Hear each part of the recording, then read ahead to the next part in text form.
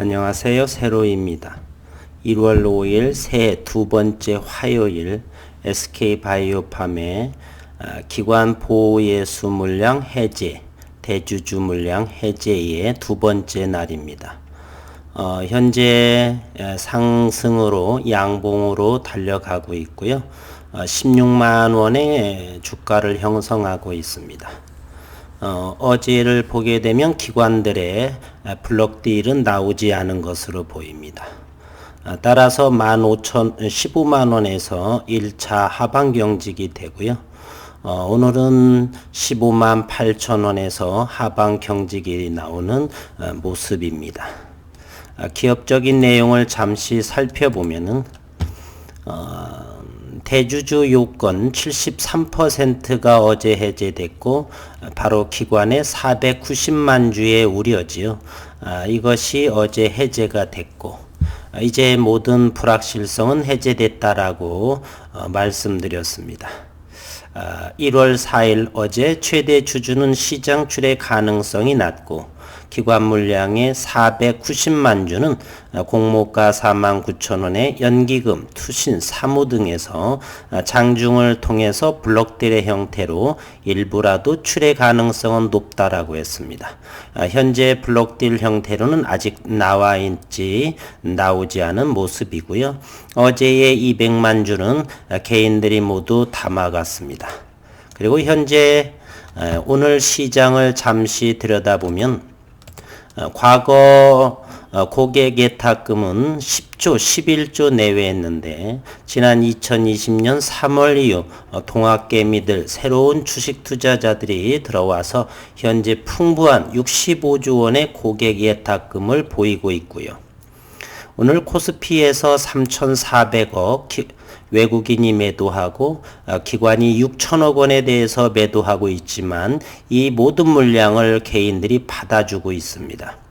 코스닥에서도 외국인은 1,300억, 기관은 2,600억을 매도하고 있지만 코스닥 시장 개인들은 4,512억 원으로 매수세를 받아주고 있고 지수는 양봉으로 이렇게 코스닥, 코스피 전부 돌아섰습니다. 대단한 매수세. 이제 주식시장의 패러다임은 저는 바뀌어 간다. 따라서 3월의 공매도 여건도 크게 걱정하지 않아도 된다. 앞으로는 제가 공매도에 대해서 3월 공매도권에서 불안하신 주주분들이 많이 있으실 것 같은데요. 과거와 그리고 역대적으로 공매도란 무엇인가부터 해서 다시 한번 새롭게 변화된 과연 공매도가 나와서 위험 상황에 있느냐, 그것에 대해서 조만간 한번 영상을 만들어서 주주분들과 함께 공유해 보도록 하겠습니다. 그럼에도 어제 의미 있는 기사들이 계속 SK바이오팜에 올라오고 있죠. SK바이오팜은 분명 저는 성장성을 두고 있다. 그리고 롤 모델이 바로 삼성바이오로직스를 외국인 지분 투자 등에서 따라갈 거다라고 생각을 합니다. 어느 분께서 시장에서 뇌전증 시장인 8조 원에 불과하는데 앞으로 성장할 수 있는가 이렇게 염려하시는 분이 계시는데 주식이라고 하는 것은 꼭 그 시장에 맞추어서 따라가는 것 같지는 않습니다. 우리가 주식이라고 하는 것, 시장에서의 기업 가치의 평가는 저는 오랜 경험으로 두 가지를 생각해 봅니다. 기대감에 대한 수급으로 들어올 수도 있다. 그리고 매출에 따른 수급이 들어올 수도 있다. 이와 같은 종목을 한번 보실까요? 박셀바이오는 최근 4개월 만에 2000%가 상승했습니다. 이것은 임상, 이상, 완전관의 일부, HLB 같은 신약은 완전관해가 매일매일 나오다시피 합니다. 그럼에도 불구하고 계속 주가는 답보 상태에 있죠.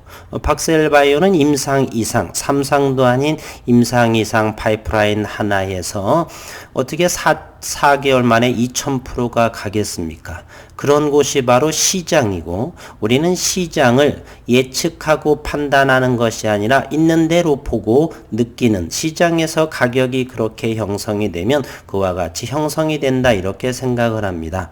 따라서 시장에서의 기업의 가치라고 하는 것은 많은 고려사항이 있겠지만 저는 보통 두 가지, 기대감에 대한 수급, 박셀바이오 같은 극단적인 예가 바로 그런 케이스인 것이 같고요. 또 매출에 따른 수급, 기업이라고 하는 것은 시장에서 돈을 많이 벌게 되면 주주들에게 배당도 하고, 따라서 각 주주들에게는 큰 수익을 남겨주니 시장에서 주가의 제 가치를 부여할 것이다. 여러 가지 이유가 있어서 따라서 SK바이오팜 역시 대기 매수세가 고객 예탁금으로 인해서 충분하다. 따라서 지금 시장이 뇌전증 시장이 8조 원에 불과하다고 해서 현재 시가총액이 버블이다라고 하는 것은 저는 아직까지는 좀 더 걱정을 우려가 아니다라고 생각을 하는 부분입니다. 그리고 어제에 또 SK바이오팜은 유럽 파트너사와 아벨 테라퓨틱스가 이탈리아 종합제약사 안젤리니 파마의 인수됨에 따라서 신주 인수권을 통한 취득한 아벨 지분 12%를 안젤리니 파마에 매각하기로 합의했다라고 해서 5,500만 불, 매각 수익 중에 3,200만 불은 즉시 확보하고 유럽 시판 허가 및 판매와 연계한 마일스톤으로는 2,300만 달러를 추가 수령해서 한국 돈으로 600억 원에 대한 금액을 또 추가적으로 얻게 됩니다. 이에 따라 SK바이오팜의 유럽 수출, 기술 수출 수익은 아벨 계약 시 5억 3천만 달러, 로열티는 별도로 하고요. 이번 자기 자본 이익으로 최대 5,500만 달러를 포함해서 총 5억 8,500만 달러, 한국 돈으로 6,324억 원으로 확대될 전망입니다. 그래서 조정우 SK바이오팜 사장은 안젤리니 파마와 새로운 협력 관계를 맺고 세노바메이트의 유럽 출시를 향해 한 걸음 더 나아갈 수 있게 되었다, 이렇게 말했고요. 지난해의 말에 일본 오누 공업사와도 역시 대략 5,800억 원에 해당하는 기술 수출 계약을 맺었고, 이제 어제의 대주주 요건 해제 그리고 기관 물량의 해제로 인해서 이제 불확실성은 해제가 됐고, 보유예수 물량이 시장에서 희석이 되고 아니면 홀딩을 하고, 그래서 봄 정도부터는 제 가치를 부여하면서 서서히 시장에서 가격의 가치를 부여받을 거다라는 생각을 저는 하고 있습니다. 현재 3시 18분인데요. 3시 18분에 프로그램 매매를 보게 되면 28,000주의 SK바이오팜에 들어오는 모습을 보이고, 잠정적이긴 하지만 현재 외국인은 12,000주로 매수로 보여지고, 기관은 투신에서 91,000주, 보험에서 5,000주 매도하는 상황, 연기금에서는 15,000주 들어오는 모습인데 3시 35분경에 정산이 되면 자세히 확인해 볼 수가 있겠습니다. 분봉을 통해서 다시 SK바이오팜의 투자 환경을 한번 보게 되면 어제는 15만 2천 원에서 하방 경직된 모습을 보이고요.